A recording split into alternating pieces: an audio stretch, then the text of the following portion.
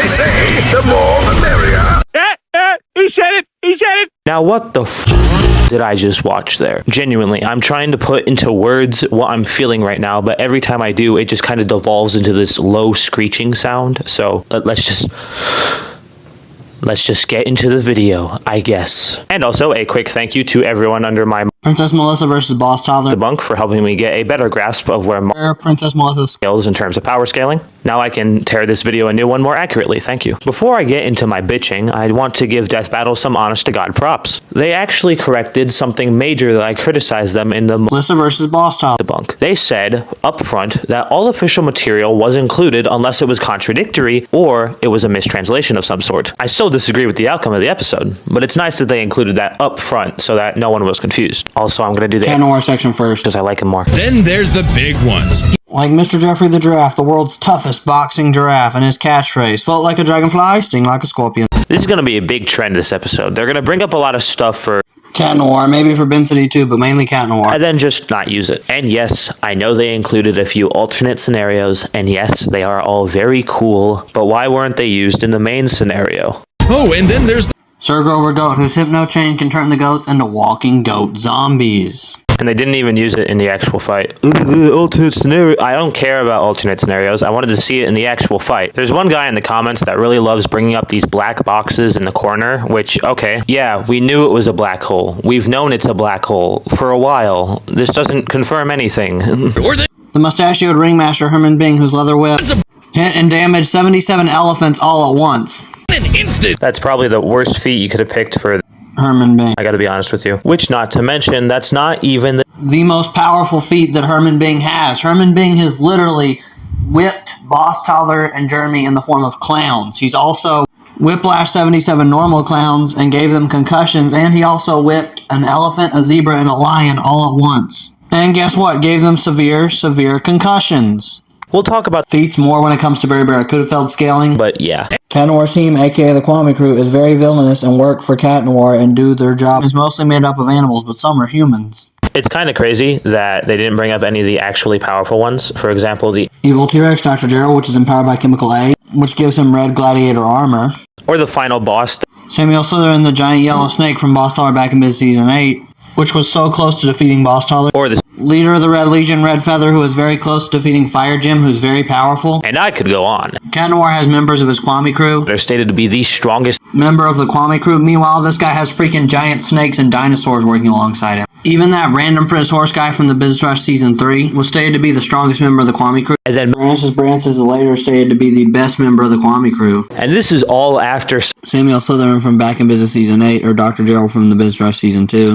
Enter Trash the Dragon. Hell yeah! Trash the Dragon was the most powerful member of the Kwame Crew up until the Business Rush Season 2 when the T-Rex version of Dr. Gerald was introduced. Also, keep in mind, this is all after back in Business Season 8 with Samuel Slytherin. Trash the Dragon is also able to keep up with Super Boss Toddler in terms of flying powers. His fire breath is also more powerful than Boss Toddler's fire form.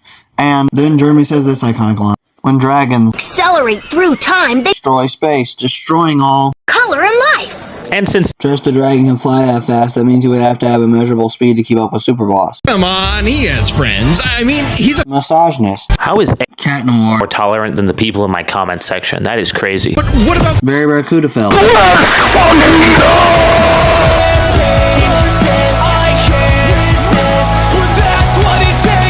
Barry Barracuda.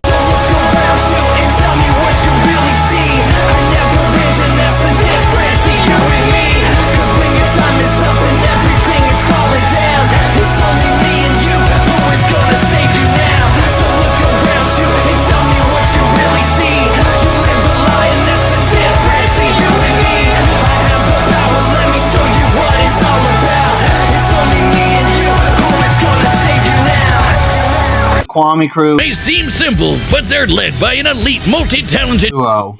Plag and Tiki the Kwame proceeds to not use them in the actual episode. They didn't even make an appearance, which sucks because Plag has literally taken on Boss Toddler in his fire form before. Everyone's favorite Brancis, brother. Brancis. So the little black boxes up there do give Brancis light speed scaling, which fair enough, but we already established earlier that Brancis should be well beyond light speed, especially in the Boss Toddler 4 movie that came out yesterday. Brancis should be able On par power-wise with Boss Toddler. Evenly? Meaning, Brancis should be invincible and have unlimited power. How does Cat Noir have somebody on his side with unlimited power? I don't know. Additionally, when upgraded to his Green Cheetah form, he can also have immeasurable speed. He was able to keep up with Mr. Busy while running, Boss Toddler while running, Jim while running, and Hawkmoth while running all at once. So, to play Death Battle Apologist for a minute, the reason Stripes the Kwame of Brancis that gives him his power. didn't appear in this is because All Kwamis are made out of chemical Y, which is created by Guinea Von Guinea. Since Guinea Von Guinea isn't, in this episode, the Kwame shouldn't be in this episode because Guinea Von Guinea isn't in this episode. that's some good thought on their part. But the clip they're using is from A fan-made trailer of Boss Toddler 4, meaning it's not even from the actual movie that came out yesterday. It's just human Brancis. So, according to Death Battle anyway, Brancis has unlimited power in his base state. so do with that information what you will. Berry Barracuda can toss that anchor within at least 100 yards. So, real quick, I want to do some, Berry Barracuda scaling because a lot of people downplay him. Yeah, he's a bum in his own season. but that doesn't change the fact that in context to the universe, he is one of the strongest characters at that point in time. A lot of people Like to use Berry Barracuda's origin story is to dictate whether or not he's a good villain. Because Berry Barracuda's origin story is I basically got beat up by Jim and now I'm angry. That's literally it. Basically, Berry Barracuda got beat up by Jim and then he swore vengeance against Boss Toddler and Jim and Jeremy forever. People will say there are more underrated and better villains out there, and even claim is the fact that Berry Barracuda is overrated. even in terms of raw feats, Berry Barracuda is above a lot of Boss Toddler villains, having a bite force of 3 million tons deep, which when he bit on Boss Toller's hand almost caused him to lose his hand. This feat already puts him above almost all Boss Toddler villains, base and final forms included. In fact, I would even go as far as to say Berry Barracuda is slightly more powerful than Samuel Slytherin. Yes, you heard that correctly. Cat Noir has the ability to create a green and black tornado storm with his hands. Yep, so apparently Tornado Cat Noir is canon. so yes, Cat Noir's tornado form. takes a while to manifest, weeks worth of collecting energy, blah, blah, blah, blah, blah. But like, why wouldn't you give it to him anyway? This could have been his trump card for the entire fight. What are you talking about? You gave Martha Minor her pickaxe. I don't want to hear it.